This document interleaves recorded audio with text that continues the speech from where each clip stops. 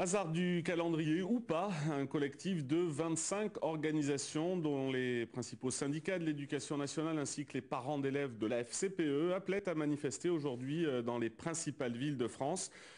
Manifestation contre les suppressions de postes. 16 000 postes seront supprimés à la rentrée 2011 en France, dont 314 en Auvergne. À Clermont-Ferrand, plus d'un millier de manifestants sont partis en cortège de la place de Lille ce matin. Voyez le reportage de Sébastien Naissant et René Thévenot. Plus qu'un avertissement, c'est un signal de détresse que veut lancer le personnel de l'éducation nationale. Il estime que le gouvernement va trop loin, sa politique détériore la qualité du système éducatif français. Dans certaines zones, les suppressions de postes d'enseignants ne se justifient pas.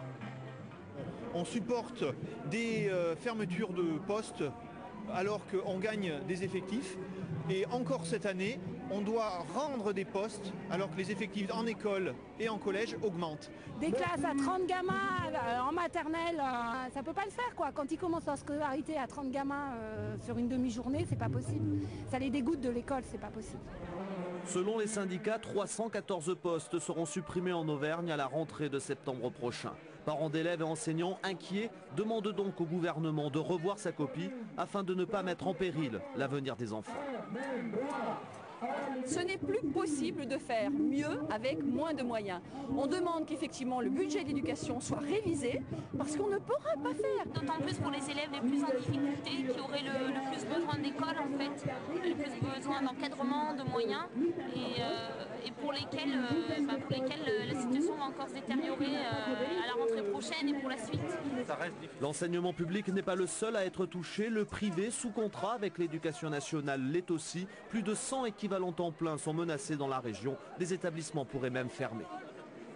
Par exemple, sur un département comme le Cantal, on risque d'avoir 4 ou 5 établissements qui vont fermer sur une seule année si on continue cette politique de démolition du service public.